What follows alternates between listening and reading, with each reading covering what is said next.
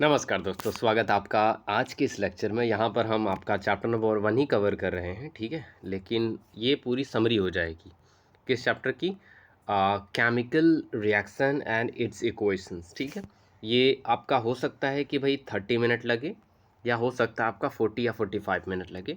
But हाँ, एक बात का दावा है कि आपका 50 मिनट के अंदर अंदर में ही इस पूरे चैप्टर को, या आधे घंटे के अंदर में पूरे चैप्टर को ख़त्म कर देंगे, ठीक है। ये बेसिकली एक रिवाइजन के पर्पज़ से हमने बनाया है, ताकि हमने जो इससे पहले हमने 8 लेक्चर लिए हैं। टोटल कितने लेक्चर लिए? 8 लेक्चर लिए हैं। तो इन 8 लेक्चर को जो है कि हमने कंपाइल कर दिया है और एक लेक्चर बनाया है। मतलब वो ऐसा नहीं कि मतलब यूट्यूब का फीचर यूज़ कर लिया और सब असेंबल कर दिया, नहीं, बिल्कुल भी नहीं। हम एक नया ही लेक्चर शूट करने जा रहे हैं, और जो है कि हम इसको रिकॉर्ड करके पूरा अलग तरीके से ही अपलोड करेंगे, ठीक है। और बाकी बायो की क्लासेस, फिजिक्स की क्लासेस वैसे ही चल रही जैसे चलेंगी, ठीक है। हाँ, इस पीडीएफ का जो लिंक चाहिए तो फिर मैं आपको बता दूं, मतलब ये नोट्स चाहिए आपको, तो आप डिस्क्रिप्शन में जा सकते हो। वहाँ पर हमें व्हाट्सएप नंबर दे रखा है, तो वहाँ पर भी आप ले सकते हो मुझे। ड्राइव अभी एक्टिव मेरा यहाँ पर नहीं हो रहा है, तो आप ड्राइव के चक्कर में परेशान ना हो, सीधे मुझे कर दीजिएगा। मैं ड्राइव का लिंक आपको दे दूंगा, वहाँ से आप जाकर के डायरेक्ट डाउनलोड कर लो। डिस्क्रिप्शन में कोई लिंक एक्टिव नहीं है अभी के लिए, तो इसी के लिए हम थोड़ा सा मुश्किल में हैं। हो सकता है इस महीने के लास्ट तक हमें गूगल वेरीफाई कर दे, तो हो सकता है हम इसको अपलोड करें, क्योंकि अभी नई पॉलिसी के अकॉर्डिंग थोड़ा चेंज हो गया है ना, इसीलिए। तो अभी बिना समय गंवाते हुए हम लोग सीधे सीधे कहाँ चढ़ते हैं, अपने टॉपिक की तरफ क्या करते हैं, पढ़ लेते हैं कि भाई अब क्या क्या पढ़ना है हमें, ठीक है। चलो, ये ऐसे ही लगा दिया मैंने। चैप्टर का मैं ओवरव्यू दे देता हूँ। Introduction, chemical reaction, equation, balancing, types of reaction, effect of reaction और कंक्लूजन। इतनी चीज़ें हमें क्या करनी है, पढ़नी है, ठीक है। चलो आगे बढ़ो। सबसे पहला सवाल कि अगर हम बात करते हैं क्या हमारे चैप्टर की, क्या नाम है उसका, chemical reaction and it's equation में, तो सबसे पहला है कि भाई केमिकल क्या होता है, ठीक है। तो यहाँ पर हम बता दें आपको, केमिकल होता है, there are 118 element are found in the periodic table, each separately is known as chemical. मतलब 118 प्रकार के एलिमेंट पीरियोडिक टेबल में होते हैं, हर किसी को एक प्रकार का एक केमिकल बोलते हैं, तो हर कोई क्या हो जाता है, केमिकल कहलाता है, ठीक है। और जब हम बात करते हैं रिएक्शन के विषय में कि केमिकल रिएक्शन क्या होता है, तो कह रहे हैं the process in which new substance with the new property formed in one और more substance called the chemical reaction. मतलब जब भी कोई एक केमिकल एलिमेंट दूसरे केमिकल एलिमेंट के साथ में, या ग्रुप या मॉलिक्यूल के रूप में एक दूसरे के साथ इंटरेक्शन करते हैं, और इस दौरान कोई नई प्रॉपर्टी या नया सबस्टेंस, नई प्रॉपर्टी वाला सबस्टेंस अगर फॉर्म होता है, तो इसी को क्या बोलते हैं, केमिकल रिएक्शन बोलते हैं, ठीक है। तो ये हो जाता है केमिकल रिएक्शंस। और इसके दौरान बहुत सारे चेंजेस होते हैं, जिन्हें हम देख भी सकते हैं, नहीं भी देख सकते हैं। लेकिन अगर बेसिक तौर पे अगर हम बात करें, तो केमिकल रिएक्शन को हम कहाँ देख सकते हैं, कहाँ पर ये होता है, क्या हमने कभी देखा इसको, क्या हमने समझा कभी इसको, तो वो चीज़ देखते हैं। देखो, आपने आयरन को जंग लगते हैं, मूर्छा लगते हुए लोहा को देखा होगा ज़रूर। तो ये किसकी वजह से हो पाता है, यहाँ पर रिएक्शन की वजह से हो पाता है। अब इसको डीप में समझेंगे। बर्निंग ऑफ वुड, लकड़ी क्यों जलती है, ये भी एक केमिकल रिएक्शन है। दही क्यों बनती है, एक केमिकल रिएक्शन होने की वजह से बनती है। रिस्पायरेशन क्यों होता है, जैसे आप कोई भी चीज़ आप खाते हो, जैसे सांस आप लेते हो, तो कैसे वो मतलब एनर्जी में डिस्ट्रीब्यूट हो जाता है। या सनलाइट कैसे कार्बन डाइऑक्साइड और ऑक्सीजन को जो है कि वो क्या कर देती है, ग्लूकोज में बदल देती है। पेड़ों के अंदर फोटोसिंथेसिस कैसे हो जाता है। तो ये सारी चीज़ जो है कि केमिकल रिएक्शन में ही आती है। तो यही होता है केमिकल रिएक्शंस, ठीक है। सो बेसिकली हम बोल सकते हैं कि chemical reaction is a procedure by which a new substance is formed by doing the interaction between two और more different kind of element और same kind of element, that is known as chemical reactions, ठीक है। चलो, तो यही चीज़ होता है। और इसके दौरान हमें बहुत सारे चेंजेस हमें देखने को मिलते हैं जब रिएक्शन होती है। ये उसी टॉपिक हमने थोड़ा सा अच्छे से बता दिया। रस्टिंग ऑफ आयरन में क्या होता है, कौन किसके साथ रिएक्शन करता है। बर्निंग ऑफ वुड में कार्बन ऑक्सीजन रिएक्शन करता है। और कर्ड में क्या होता है, लैक्टोबैसिलस नाम का बैक्टीरिया होता है, वो लैक्टिक एसिड रिलीज करता है, जिसकी वजह से वो एसिडिक इन नेचर हो जाता है। और यहाँ पर सेल कैसे ग्लूकोज को ब्रेक डाउन कर देती है अलग अलग चीज़ें करने के लिए, ठीक है। हाँ, अब जब हम केमिकल रिएक्शन देख रहे होते हैं, तो केमिकल रिएक्शन के दौरान क्या होता है, हमें कुछ चेंजेस देखने को मिलते हैं। पहला हमें चेंज दिखता है, स्टेट में चेंज हो जाएगा, कलर में चेंज हो जाएगी, या गैस होगी तो गैस इवॉल्व होने लग जाएगी। एग्जाम्पल के तौर पे, जैसे मान लो जब स्टेट चेंज हो रहा है, तो मैं बता रहा हूँ हाइड्रोजन और ऑक्सीजन दोनों मिलते हैं, तो दोनों गैसीय स्टेट में है। लेकिन जब H2O बनता है, तो ये कैसा होता है, लिक्विड स्टेट में होता है। तो ये भी गैस, ये भी गैस, लेकिन ये कैसा है, ये कैसा है, लिक्विड है। तो देख लो, स्टेट चेंज हो गया। आप कलर चेंज की बात करें, तो मान लो कि ये Fe है और CuSO4 है, ठीक है। तो CuSO4 है, जब ये रिएक्शन कर लेते हैं तो ये बनाते हैं क्या, FeSO4। क्या बनाते हैं, FeSO4, साथ में एक Cu बाहर कर देते हैं। तो अभी पता है ये यहाँ पर कैसा है, ये ब्लू कलर है, लेकिन ये यहाँ पर कैसा है, ये जो बना है ये कैसा है, ग्रीन कलर है। समझ रहे हो? तो पहले क्या था, दूसरा क्या, वो क्यों हुआ, क्योंकि ये एफ के साथ क्या किया, रिएक्शन किया। तो जब रिएक्शन होती है तो स्टेट चेंज हो सकता है, कलर चेंज हो सकता है। बहुत में क्या होता है, गैस इवॉल्व हो जाएगी। जैसे देखो देखो देखो एग्जांपल देखो ध्यान से। जैसे मान लो लोहा है, ठीक है, इसमें H2O के साथ रिएक्शन किया, मतलब मॉइस्चर के साथ रिएक्शन किया, तो क्या बनता है, Fe2O3 बनता है, और साथ में हाइड्रोजन गैस क्या होती है, रिलीज होती है। तो यहाँ पर देखो ये जो हाइड्रोजन है, ये जो हाइड्रोजन रिलीज हो रही, क्यों हो रही, क्योंकि रिएक्शन कर रहा है। या फिर यूँ कह ले जिंक है और HCl के साथ रिएक्शन करेगा तो क्या बनाएगा, JDnCl2, और क्या बनाएगा, H2 रिलीज। तो देखो गैस क्या हो रही, रिएक्शन रिमूव हो रही है, इवॉल्व हो रही। क्यों हो रही, क्योंकि जिंक और क्लोरीन क्या कर रहे हैं, एक दूसरे के साथ रिएक्शन कर रहे हैं। ठीक है, तो ये चीज़ें हो सकती हैं, गैस का इवोल्यूशन हो सकता है आगे। अब ऐसा नहीं है, टेम्परेचर भी बढ़ सकता है या टेम्परेचर घट सकता है। कैसे, देखो जैसे CaO है, कैल्शियम ऑक्साइड है, अगर इसको तुम क्या करोगे, H2O के साथ ऐड करोगे ना, तो क्या बनने लगा, CaOH ट्वाइस बनाएगा ये। ठीक है, कैल्शियम हाइड्रोक्साइड बना लेगा। ठीक है, हाँ। तो अब ये चीज़ पता है क्या करेगा, ये बहुत तेज़ी से क्या करेगा, बॉइल्ड हो जाएगा। ये क्या है, ये कैल्शियम ऑक्साइड है, जो तुम चूना वूना लेके आते हो ना PUP वगैरह कराने के लिए, तो वही वाला रिएक्शन ये है। वाइट कलर की PUP होती है, पानी में जब उसको डालते हैं तो क्या खतरनाक तरीके से क्या करता है, वो फॉर्म कर रहा होता है। कभी कभी ये क्या होता है, मतलब तो ये क्यों होता है, टेम्परेचर क्या कर जाता है, बढ़ जाता है जब उसको बबल्स देखोगे। इवन जब आप ये रिएक्शन देख रहे हो, जब JDN और HCl का रिएक्शन देख रहे हो, तो ये भी जब रिएक्शन आप कराते हो तब भी आपको बबल देखने को मिलते हैं, तब पर भी आपको टेम्परेचर बढ़ रहा होता है, लेकिन बहुत ज़्यादा नहीं होता। लेकिन इसमें बहुत ज़्यादा होता है, जो मैंने CaO वाला बताया ना, CaO और H2O वाला, ये बहुत तेज़ी से एकदम बॉयल करता हुआ तुम्हें दिखेगा, जैसा लग रहा है चावल उबल रहा है, एकदम ऐसा दिखेगा तुम्हें। ठीक है, हाँ। अब प्रेसिपिटेट की बात करते हैं कि भाई कई रिएक्शंस में क्या हो जाता है, PPT फॉर्म हो जाती है। तो प्रेसिपिटेट का मतलब कि जैसे मान लो ए ने बी के साथ रिएक्शन करी, ठीक है, और बाद में प्रोडक्ट बनाया C और D बनाया। तो C क्या है, लिक्विड में है, लेकिन ये क्या बन गया, सॉलिड बन गया। तो ये क्या कर जाएगा, बीकर में नीचे से तली में क्या कर जाएगा, बैठ जाएगा। तो ये होता है प्रेसिपिटेट बन जाता है। या फिर आपका क्या हो जाएगा, स्मेल इवॉल्व होने लग जाएगी। जैसे मान लो कोई भी रिएक्शन अगर हो रही है, ठीक है, जैसे AgCl है, ठीक है, इसको तुम सनलाइट में रखोगे तो Ag तो बराबर हो जाएगा, लेकिन Cl गैस क्या हो जाए, Cl2 क्या कर जाएगी, इवॉल्व करेगी। तो ये Cl2 बहुत खतरनाक महकती है। तो मतलब क्या हो रहा है, रिएक्शन हो रही है तो हमें स्मेल देखने को मिल रही है। तो वही बात है, आगे बढ़ते हैं। अच्छा, अब कुछ ऐसे भी चेंजेस होते हैं जिन्हें हम क्या कर सकते हैं, अपनी आंखों से तो क्या कर सकते हैं, नहीं देख सकते। जैसे पीएच में चेंजिंग हुआ है। अब ये पीएच तो आंखों से देखोगे नहीं या स्कैन तो करोगे नहीं, तो उसके लिए पीएच पेपर का यूज़ करोगे तब पता लगेगा।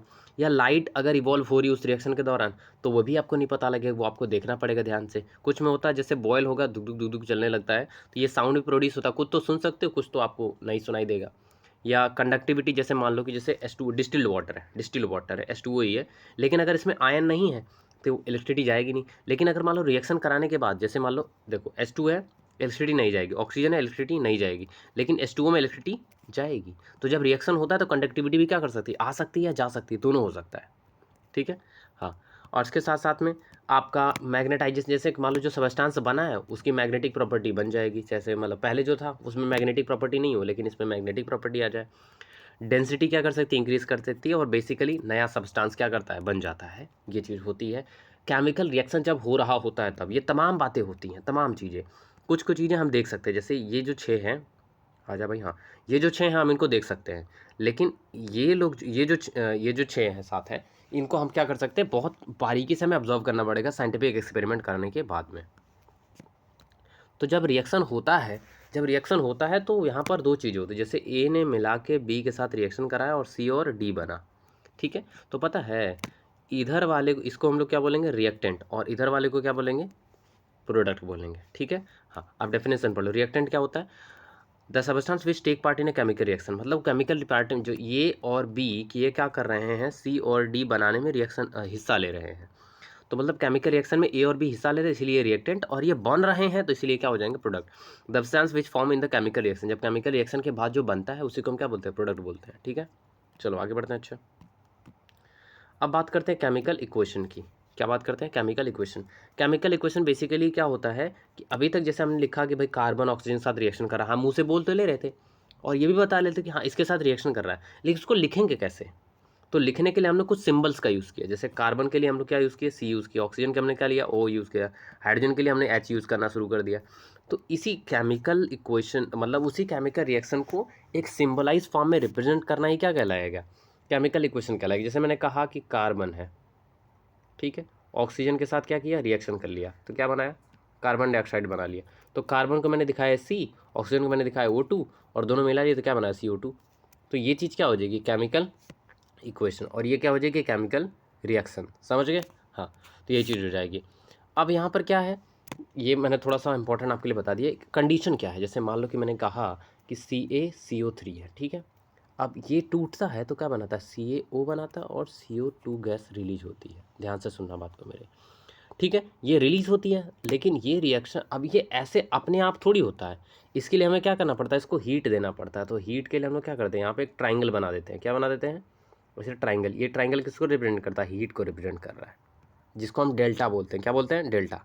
तो जो भी कंडीशन हो, चाहे इस यहाँ पर जैसे मैंने मान लो गर्म किया है, इसलिए इसको मैंने यहाँ पे दिया, हीट बना दिया। मान लो अगर हमें ठंडा करना होता, हमें क्या करना, तो ठंडा करना पड़ता, तो मैं बोलता 100 डिग्री सेल्सियस क्या करना, माइनस करना, तो कंडीशन लिख दिया ना। या फिर मुझे क्या करना होता, चलो मान लो कि मुझे कोई प्रेशर लगाना, तो मैंने लगा दिया 1 ATP या 1 ATM, है ना। तो जो भी कंडीशन होगी मैं यहाँ पे क्या करूँगा, लिखूँगा।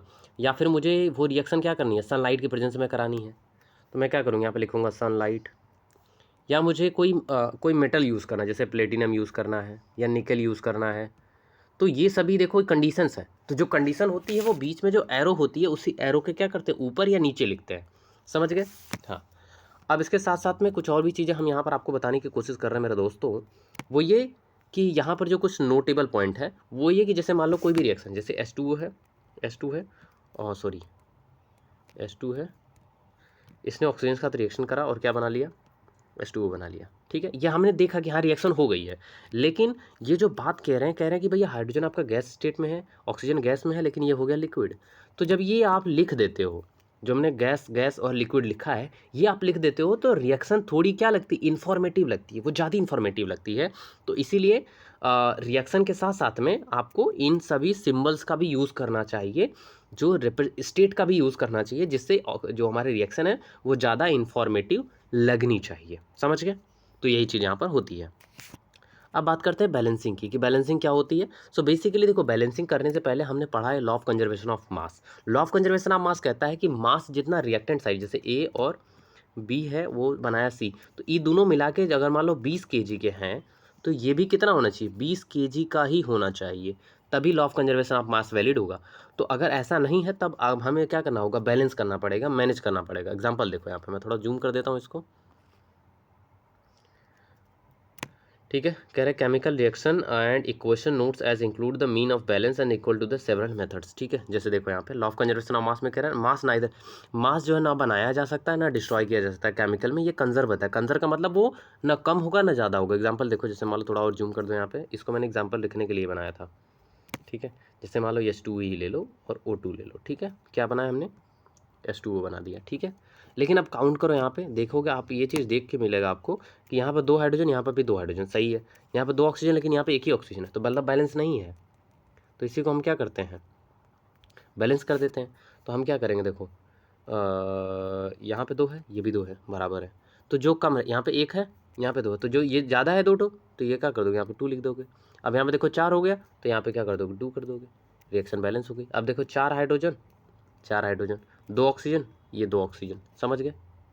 अब ये मुझसे पूछ सकते हो कि यहाँ 4 हाइड्रोजन तो समझ में आ रहा है, लेकिन ये जो है कि ऑक्सीजन 2 कैसे हो गया, वो देखो। जैसे मैंने बोला 2H2 ना, यही बोला हूँ ना 2H2, तो इसका मतलब H2O के 2 ही मॉलिक्यूल है, मतलब एक H2O यहाँ पर है, देखो एक ऑक्सीजन यहाँ पर है, H यहाँ पर, एक H यहाँ, दूसरा H यहाँ पर है, और यहाँ पर है, यहाँ पर है। तो देखो एक ऑक्सीजन 2 ऑक्सीजन हो गया कि नहीं हो गया, और ये 2 हाइड्रोजन 2 हाइड्रोजन 2 हाइड्रोजन 2 हाइड्रोजन, मतलब कितना हो गया, 4 हो गया ना। तो जब मैंने ऐसे लिखा 2H2O ना, तो इसका मतलब कि इसका मल्टीप्लाई यहाँ पे भी मैं क्या कर रहा हूँ। समझ आ रहा है कि नहीं आ रहा है, बिल्कुल यही बात है यहाँ पर। चलो आगे बढ़ते हैं। अच्छा, ये होता है बैलेंसिंग, अभी आगे और सिखाऊंगा। अब बात करते हैं किसकी, बैलेंसिंग की। ये बैलेंसिंग क्या होती है, एक दो बता देता हूँ, उसके बाद जो है कि तुम्हें स्वयं से करना है, क्योंकि ऑलरेडी करा रखा हूँ, तो बार बार एक ही चीज़ें कराऊँ मैं, ठीक है। ये आपके जीवन की पहली रिएक्शन है जिसे आप कर सकते हो। सीधे सीधे देखो, इसको बैलेंसिंग कराने के कुछ मेथड्स हैं, मैं आपको सीधे सीधे मेथड से रूबरू करा देता हूँ, मतलब अभी आगे आएगा, लेकिन मैं बता देता हूँ अभी। देखो, जिधर जो कम रहेगा उसके अपोजिट वाले मुद्रे से मल्टीप्लाई। जैसे देखो 2 ऑक्सीजन यहाँ पर है, ठीक है। मैं थोड़ा और जूम कर लेता हूँ इसको, इतनी शक्ति हमें दे न दाता। देखो 2 ऑक्सीजन यहाँ पे 1 ऑक्सीजन है, इसका मतलब यहाँ पे सीधे 2 से मल्टीप्लाई कर दो। मैग्नीशियम दूट हो गया, यहाँ पे मल्टीप्लाई कर दो, रिएक्शन बैलेंस हो गया। देखो 2 मैग्नीशियम 2 मैग्नीशियम 2 ऑक्सीजन, इसका मल्टीप्लाई यहाँ पे करोगे 2 ऑक्सीजन हो गया। समझ गए? बराबर हो गया। आगे बढ़ो। ये देखो Fe है, H2 है और FeO3 और H2 बन गया। सही बात है, बिल्कुल सही है। देखो Fe 1 है, Fe 2 है, इसका मतलब ये 2 है तो यहाँ पे क्या कर दो 2 से मल्टीप्लाई कर दिया, हो गया। अब देखो 2 Fe 2 Fe। ऑक्सीजन कितना है भाई? ऑक्सीजन कितना है? ऑक्सीजन 1 है, लेकिन यहाँ पे ऑक्सीजन कितना है? 3 हो गया, इसका मतलब यहाँ पे 3 से मल्टीप्लाई कर दिए, 3 से मल्टीप्लाई कर दिए। अब यहाँ पे देखो, यहाँ पे ऑक्सीजन 3 हो गया, बराबर है, लेकिन हाइड्रोजन क्या हो गया? ज़्यादा हो गया, 3 2 6 हो गया, लेकिन यहाँ पे हाइड्रोजन कितना? 2 ही है, तो 3 ज़्यादा है, तो यहाँ पे कर लो 3 से मल्टीप्लाई, हो गया रिएक्शन बैलेंस। देखो ना विश्वास हो तो काउंट कर लो। चलो देखो 2 Fe, ये देखो 2 Fe, सही। 3 2 6 H2O, देखो 3 2 6 H2O, सही, बिल्कुल सही। इसका मल्टीप्लाई यहाँ पे करोगे तो 3 ऑक्सीजन, और यहाँ पे देखो 3 ऑक्सीजन, बराबर होगा कि नहीं होगा? बिल्कुल हो गया। तो इस तरीके से रिएक्शन हो क्या हो जाएगी? बैलेंस हो जाएगी। समझ गए? चलो आगे बढ़ते हैं। अच्छा तीसरा देखो, ये देखो मीथेन है, ऑक्सीजन है, ये एलपीजी गैस है, जो हम लोग घर पे खाना वाना बनाते हैं तो वही यूज़ करते हैं। एलपीजी के अंदर होती है यही वाली गैस, वही वाला रिएक्शन। देखो CH4 है, ऑक्सीजन है, बर्न किया कार्बन डाइऑक्साइड और H2O, साथ में हीट भी निकलती है जिस पर हम लोग खाना बनाते हैं, बट हीट लिखा नहीं हो, ठीक है। हाँ, तो ये चीज़ है। अब देखो क्या होगा, कार्बन 1 है, कार्बन 1 है, बराबर है। हाइड्रोजन 4 है, हाइड्रोजन यहाँ पे कितना है? 2 ही है, तो इसका मतलब यहाँ पे 2 से मल्टीप्लाई। समझ रहे हो? हाँ, तो मैं क्या कर दिया यहाँ पे 2 से मल्टीप्लाई, हो गया बराबर। अब देखो हाइड्रोजन यहाँ 4 हो गया, ऑक्सीजन 2 हो गया, देखो बैलेंस हो गया क्या? कार्बन 1 हो, देखो कार्बन 1 हो, कार्बन 1 हो, ऑक्सीजन 2 हो, ऑक्सीजन 2 यहाँ पे है, 1 यहाँ पर है। एक सेकेंड, थोड़ा और ऊपर करोगे। हाँ चलो, मैं क्या किया था यहाँ पे 2 किया था, सही बात है।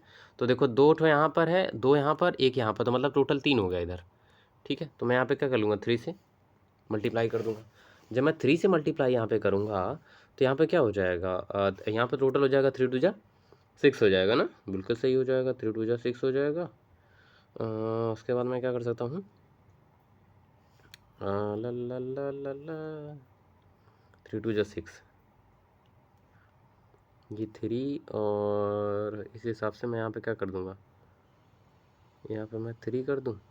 ना ना 3 नहीं करूँगा, 2 ही रहने दो, और यहाँ पे मैं 2 कर देता हूँ, और यहाँ पर भी 2 कर देता हूँ। देखो अब चलो काउंट करते हैं, चलो देखते हैं, ठीक है। चलो मैं दूसरा कलर ले लेता हूँ। देखो 2 कार्बन, यहाँ पर भी 2 कार्बन, बराबर है, बराबर है। 4 2 8, एक सेकेंड, तो यहाँ पे मैं 4 करूँगा यार, ठीक है। हाँ 2 कार्बन और यहाँ पे 2 कार्बन, सही है। और यहाँ पे 4 2 8 हाइड्रोजन, क्योंकि ये 2 है तो यहाँ पर भी 8 हाइड्रोजन, तो 4 2 8 हाइड्रोजन हो गया, सही है, बिल्कुल सही है। अब यहाँ पे देखो 3 2 6 हाइड्रोजन, और यहाँ पे देखो 2 2 4 और 4 2, अरे यार नहीं नहीं नहीं नहीं नहीं, बिल्कुल भी नहीं, बिल्कुल भी नहीं, नहीं कुछ तो गड़बड़ हो गया, एक सेकंड रुको। नहीं नहीं नहीं, बिल्कुल सही था, सही था, सही था, कोई मुश्किल नहीं। देखो यहाँ पे 2 हम लोगों ने कर दिया, बिल्कुल सही है। 4 हाइड्रोजन हो गया, यहाँ पर भी 4 हाइड्रोजन है, 2 ऑक्सीजन यहाँ पे, 2 ऑक्सीजन यहाँ पे, 4 हो गया ना, तो मतलब इधर कितना है? 4 है, तो इसका मतलब मैं यहाँ 2 से मल्टीप्लाई कर देता हूँ। देखो अब काउंट करो, सबको काउंट करो, 1 कार्बन 1 कार्बन, 4 हाइड्रोजन 4 हाइड्रोजन, यहाँ पे 4 ऑक्सीजन, 2 ऑक्सीजन यहाँ पे, और ये यहाँ पे करोगे तो 2 ऑक्सीजन यहाँ पे, मतलब रिएक्शन बैलेंस है। हमें क्या करना था? यहाँ पे 2 और यहाँ पे 2 करना था, सही ना। चलो इसी तरीके के आगे के रिएक्शन बैलेंस करना है, तो ये थोड़ा सा वीडियो लंबा हो जाएगा, ठीक है। इसका मैंने आपका दूसरे या तीसरे लेक्चर में मैंने बैलेंसिंग पूरा बताई है, ठीक है। प्लेलिस्ट में जाओगे, उसमें बैलेंसिंग वाला जो होगा उसमें इसी रिएक्शन को मैंने अच्छे से समझाया है। टाइम थोड़ा ज़्यादा लग जाएगा, इसलिए आगे बढ़ रहा हूँ। Law of conservation of mass क्या होता है? जो है कि mass neither created not destroyed in a chemical reaction, it is conserve and its remain unchange in the chemical reactions, ठीक है। जैसे यहाँ पे ये हमने दिखाया, और इसके बैलेंसिंग के तरीके मैंने बताए हैं, ठीक है। तो बैलेंसिंग के तरीके मैंने बता दिए भाई, जिधर कम हो उससे डबल टाइम से मल्टीप्लाई कर लो, बाकी ये वही चीज़ लिख रखा हूँ, कोई मुश्किल नहीं है। अब बात करते हैं टाइप्स ऑफ रिएक्शन की। तो हमें टाइप्स ऑफ रिएक्शन में क्या होता है? Combination reaction, decomposition, displacement, double displacement, precipitation, oxidation, reduction और रिडॉक्स रिएक्शन। इतनी रिएक्शन हमें क्या करनी है? पढ़नी है। तो चलो शुरू करते हैं। पहला कम्बिनेशन रिएक्शंस, ठीक है। कम्बिनेशन रिएक्शन में कहता है द रिएक्शन इन विच 2 और more substance combine to form a single substance, मतलब 2 या 2 से ज़्यादा जो रिएक्टेंट मिलकर एक सिंगल प्रोडक्ट बनाते हैं, तो उसको हम क्या बोलते हैं? आपका कम्बिनेशन रिएक्शन बोलते हैं, ठीक है। हाँ, एग्जाम्पल के तौर पे जैसे कार्बन ऑक्सीजन मिले तो CO2 बन गया, ठीक है, या फिर नाइट्रोजन था हाइड्रोजन मिले तो अमोनिया बन गया, सिंगल है, सोडियम और हाइड्रोजन मिले तो सोडियम हाइड्राइड मिल गया, सिंगल है, ठीक है। तो ऐसे रिएक्शनों को हम क्या नाम देते हैं? कॉम्बिनेशन रिएक्शन नाम देते हैं, जिसमें रिएक्टेंट दो से ज़्यादा हो और प्रोडक्ट हमेशा एक बने, ठीक है, ये हो जाता है। अब बात करते हैं डीकम्पोजिशन की, तो ये उसी का उल्टा है, जैसे उसमें दो से ज़्यादा मिलके क्या बनाते, एक बना रहे थे, लेकिन यहाँ पे एक बंदा टूटेगा दो से या तीन से या उससे ज़्यादा बनाएगा। देखो H2 है, टूटा तो क्या बना, H2 और O2 बन गया, मतलब एक था टूटा दो से ज़्यादा में। हे राम, एक था वो टूटा एक से ज़्यादा में, एक था टूटा दो से उससे ज़्यादा में, NaCl था, टूटा किस में, Na और Cl माइनस में, समझ रहे हो? हाँ, तो यही चीज़ें जो है कि हो जाती है। कितना टाइम हुआ जी? अभी 2:30 बज गया यार, क्लासेज जाना है अभी। चलो अच्छा, ठीक है, अच्छा हाँ बिल्कुल सही। और बात करते हैं डीकम्पोजिशन रिएक्शन की, तो मतलब वही क्या है, डीकम्पोजिशन रिएक्शन को तीन तरीक़ों से किया जा सकता है, हम तीन टाइप्स के बनाते हैं। डीकम्पोजिशन के तीन टाइप है, पहला थर्मल, दूसरा इलेक्ट्रोलाइटिक, तीसरा फोटोलाइटिक। आगे बढ़ते हैं क्या क्या होता है इनके विषय में समझते हैं। थर्मल डीकम्पोजिशन क्या होता है कि when the decomposition reaction occurred are carried in by out by heating, मतलब जब भी एक ऐसी डीकम्पोजिशन रिएक्शन जो परफॉर्म की जा रही हो, कब, जब हीट के माध्यम से हो रहा हो, मतलब कोई भी ए हो, ए टूटे किस में, बी और सी में टूटे, किस प्रेजेंस में, हीट के प्रेजेंस में, तो उसको हम बोलेंगे थर्मल डीकम्पोजिशन, ठीक है। एग्जांपल के तौर पे कैल्शियम कार्बोनेट को हीट करोगे, कैल्शियम ऑक्साइड और कार्बन डाइऑक्साइड बनाएगा, तो ये क्या हो जाएगा, आपका थर्मल डीकम्पोजिशन हो जाएगा। ये देखो उसका ऑपरेटर्स है, इसको हमने पिछले लेक्चर में अच्छे से समझाया है, ठीक है। हाँ, अब बात करते हैं किसकी, इलेक्ट्रोलाइटिक डीकम्पोजिशन में। यहाँ पर क्या होता है, H2O देखो एक हो है, H2 से O2 बन गया है, टूटा है, ये टूट के दो बना है। ये कैसे हुआ है, ये आमतौर पर ये होता नहीं, वरना भाई पानी से कोई भी हाइड्रोजन गैस बना लेता, पानी से कोई भी हाइड्रोजन गैस बना लेता, और हाइड्रोजन भविष्य का फ्यूल है, बट ये हम कर नहीं पा रहे हैं अभी तक। क्यों नहीं कर पा रहे? क्योंकि बड़ा टिपिकल है, और इतना ये इसका सेटअप है, इसको सेटअप को मैंने थोड़ा अच्छे से समझाया है, प्रीवियस वाले लेक्चर में तुम्हें जा करके देखना होगा, ठीक है। चलो, ये तो मेरा हम समरी कवर कर रहे हैं, तो ये चीज़ होता है, मतलब एक ऐसा, यहाँ पे एक सिंगल था, टूटा दो में, किसकी मदद से, इलेक्ट्रिसिटी की मदद से। क्या बोलेंगे, when the decomposition carried out by passing electricity, जब भी डिकम्पोजिशन हो इलेक्ट्रिसिटी की मदद से, तो क्या हो जाएगा, इलेक्ट्रोलाइटिक डिकम्पोजिशन। एग्जाम्पल रहा है यहाँ पर। फोटोलाइटिक डिकम्पोजिशन की बात करते हैं। फोटोलाइटिक डिकम्पोजिशन है when decomposition carried out in presence of sunlight, मतलब जब सनलाइट के प्रेजेंस में डिकम्पोजिशन होता है, तो उसको हम क्या बोलते हैं, फोटोलाइटिक डिकम्पोजिशन बोलते हैं, ठीक है। अब देखो यहाँ पे जैसे सिल्वर क्लोराइड है, ठीक है, सिल्वर क्लोराइड को जब सनलाइट के प्रेजेंस में रखोगे तो सिल्वर और क्लोराइड, सिल्वर तो सॉलिड हो जाएगा, क्लोरीन गैस बन के निकल जाएगी, समझ गए। हाँ, अब इस टाइप की जो फोटोलाइटिक डिकम्पोजिशन कर सकते हैं, उन सभी रिएक्टेंट्स को हम ब्लैक रूम में या डार्क रूम में बोल सकते हैं, या ब्लैक बॉटल में हम लोग रखते हैं। क्यों? क्योंकि जैसे सनलाइट आती है, तो जब सनलाइट इनको पड़ेगी तो ये अपने आप से ही रिएक्शन करने लग जाते हैं, तो और क्लोरीन गैस बनेगी। अब जब क्लोरीन गैस बनेगी तो अंदर से ही बॉटल के अंदर एक प्रेशर जनरेट होगा, जिसकी वजह से बॉटल क्या कर जाएगी, ब्लास्ट हो सकती है। तो इसीलिए इस टाइप के जो फोटोलाइटिक रिएक्शन कर सकते हैं, उन सभी रिएक्शंस को, उन सभी कंपोनेंट को क्या करते हैं, डार्क रूम में रखते हैं, ताकि सनलाइट वहाँ तक ना पहुँच सके या लाइट वहाँ तक ना पहुँच सके, वरना ये क्या कर देंगे, आपस में रिएक्शन करके बवाल मचा देते हैं केमिस्ट्री लैब में, समझे। ये क्या है, देखो यहाँ पर मैंने वही चीज़ रख दी है, सनलाइट आ रही है, आपका सिल्वर क्लोराइड जो है कि गैस बन जाके निकल जाएगी, और यहाँ पे ये जो है आपका वाइट कलर का एस मिल जाएगा आपको, समझ गए। चलो आगे बात करते हैं। डीकम्पोजिशन रिएक्शन को थोड़ा और अच्छे तरीके से बताया गया है यहाँ पर, बात तो वही, मतलब समझा रहा हूँ वहीं पे, ठीक है। डीकम्पोजिशन रिएक्शन में सिंगल सब्सटेंस डीकम्पोज के दो से ज़्यादा में टूट जाता है, वो डीकम्पोजिशन होता है। इनके तीन प्रकार होते हैं, थर्मल डीकम्पोजिशन और इलेक्ट्रोलाइटिक डीकम्पोजिशन, फोटोलाइटिक डीकम्पोजिशन होता है, ठीक है। इसमें क्या होता है, टेम्परेचर चाहिए, कंपाउंड ब्रेक होता है, इलेक्ट्रिसिटी चाहिए, और इसमें इलेक्ट्रिसिटी चाहिए, इसमें लाइट चाहिए, ठीक है ना। हाँ, इसमें इलेक्ट्रोलाइट की रिक्वायरमेंट होती है, यहाँ पर यूवी लाइट वगैरह, मतलब एग्जांपल वगैरह वही चीज़ें दोबारा बता रखा हूँ यार, क्या बताऊँ इसको, ठीक है। चलो अब बात करते हैं सेकंड टाइप ऑफ आपका डिस्प्लेसमेंट रिएक्शन की, ठीक है। हाँ, second type of displacement reaction की, 1 सेकंड में 30 ही मिनट का रखूँगा लेक्चर ना, ठीक है, जितना कवर हो जाएगा उतना, बाकी अगला वाला पार्ट 2 में कर दूँगा, ठीक है। हाँ, ठीक है। अब यहाँ पे बात करते हैं किसके, डिस्प्लेसमेंट रिएक्शन की। डिस्प्लेसमेंट का मतलब यहाँ पर एक सिंगल जो रिएक्टेंट हो वो दूसरे को क्या कर दे, रिप्लेस कर दे। जैसे Fe है, Cu को क्या कर दिया, रिप्लेस कर दिया, तो क्या बन गया, डिस्प्लेसमेंट रिएक्शन हो गई, समझ गए। जिंक है, Cu को रिप्लेस कर दिया, अपने साथ में अटैच हो गया, इसको बाहर कर दिया, ठीक है। मतलब ये इसके साथ इसकी सेटिंग है, लेकिन ये तीसरा बंदा है, इसको रिप्लेस करके उसको अपनी सेटिंग बना लिया और इसको साइड में कर दिया।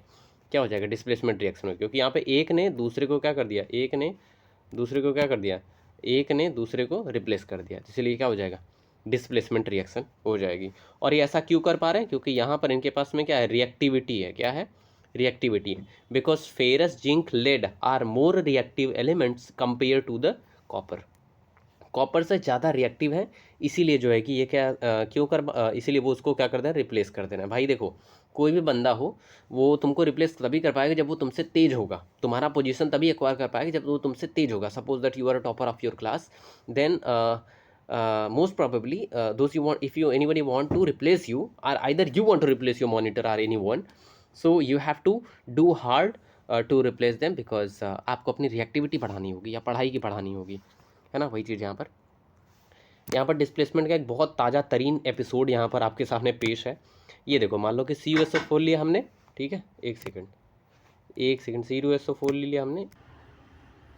चलो, अरे पता नहीं कहाँ मैं था, लेकिन मैं स्टॉप कर दिया था वीडियो, है ना? चलो, मतलब हम क्या पढ़ रहे थे? Displacement reaction. चलो, इसमें देखो, मतलब ये क्या है, आप अपने लैब में ना इसको देख सकते हो। जैसे यहाँ पर क्या है, एक टेस्ट ट्यूब लिया हमने, ठीक है। टेस्ट ट्यूब के अंदर हमने क्या डाला? CuSO4 डाल दिया। तो ये कैसा होता है? ब्लू कलर का होता है। इसके बाद हमने इसके अंदर आयरन नेड डाल दिया। डालने के बाद हमने इसको रख दिया लगभग 6 आवर के आसपास तक, 6 घंटे, मतलब 6 घंटे तक लिए हमने इसको ऐसे ही रख दिया। तब जब हम 6 घंटे के बाद हम देखेंगे तो हमें ये चीज़ें कुछ ऐसी दिखेंगी, और इस पर कुछ ऐसे ऐसे ड्रॉपलेट्स बन जाएंगी, ठीक है। मतलब कुछ उसके ऊपर क्या हो जाएगा? जम जाएगा, ठीक है। तो फॉर्चुनेट तरीके से अगर समझें हम, तो पूरा एक्चुअल में हुआ क्या है, रिएक्शन में क्या हुई है? यहाँ पे Fe जो था, ये आयरन नेल थी, Fe ने क्या किया, इस लिक्विड के अंदर जो CuSO4 था उसके अंदर के Cu को क्या कर दिया? रिप्लेस कर दिया, और क्या बना लिया? FeSO4 बना लिया। और वो FeSO4 इसके ऊपर क्या हो गया? जमा हो गया है। इसके ऊपर क्या हो गया? जमा हो गया है, ठीक है, एक्यूमुलेट हो गया, और कॉपर क्या हो गया? सॉलिड हो गया, ठीक है। या फिर यूँ कह लें कि यही जो है ये जो सॉलिड वाला है Cu, वो जमा हो गया, और ये जो लिक्विड हमारा पास में था वो किस में बदल गया? FeSO4 में बदल गया। देखो यहाँ पर दिखा रहा है, ठीक है। तो ये ऑल ओवर पूरे रिएक्शन के दौरान हुआ है। अब ये क्यों हुआ है? क्योंकि यहाँ पर मतलब ये Fe ज़्यादा रिएक्टिव है, और इस पूरे रिएक्शन को क्या बोलेंगे? डिस्प्लेसमेंट। क्यों बोलेंगे? क्योंकि Fe ने Cu को क्या कर दिया हुआ? डिप्लेस कर दिया हुआ है, और ये चीज़ आप देख सकते हो। अच्छा, एक नोट वाली करने वाली बात मैं आपको बता दे रहा हूँ, वो क्या है कि ये जो बना, ये देखो, ये कैसा है? ब्लू है, लिख देता हूँ। ये कैसा है? ब्लू कलर है। ये कैसा है? ग्रीन कलर है। कैसा होता है ये? Green colour. जबकि यहाँ पर आपको ग्रीन नहीं दिख रहा होगा, लेकिन इसका जो ये जो कलर होता है वो लाइट ग्रीन कलर का ही होता है, बट यहाँ पे दिख नहीं रहा है। लेकिन अगर जब आप इसको सॉलिड बनाओगे, इसको सॉलिड कर लोगे, तब आपको कैसा दिखेगा? वो ग्रीन कलर दिखेगा। फिर भी आप अगर आप गौर करोगे तो ये थोड़ा थोड़ा ग्रीन आपको दिख रहा होगा, है ना? तो मतलब ग्रीन होता ही है वो चीज़, ठीक है। चलो आगे बढ़ते हैं। अच्छा, अब बात करते हैं किसकी? डबल डिस्प्लेसमेंट रिएक्शन की। ये डिस्प्लेसमेंट रिएक्शन हमारा लास्ट हो जाएगा, इसके बाद पार्ट 2 में सारा रिएक्शन आ जाएगा। नहीं तो ये डबल डिस्प्लेसमेंट उसमें देखेंगे, पार्ट 2 में देखेंगे, ठीक है। हाँ, थोड़ा बता ही देता हूँ। मतलब डबल डिस्प्लेसमेंट में क्या होता है कि इसके जो आयंस होते हैं वो एक दूसरे के साथ क्या होता है? इंटरचेंज हो जाते हैं, या इसके जो कॉन्स्टिट्यूएंट होते हैं वो इंटरचेंज हो। जैसे N था, देखो Cl के साथ चला गया, और SO4 Ba के साथ चला गया, दोनों एक दूसरे के साथ देखो यहाँ पे इंटरचेंज कर लिया। तो इसको बोलेंगे double displacement reaction. The interchange of ions are the constituent of molecules, that is known as a double displacement reactions, ठीक है। तो ये होता है डबल डिस्प्लेसमेंट रिएक्शंस। तो आई होप, हाँ, अब बाकी के जो लेक्चर है वो हमारा आएगा किस में दोस्त?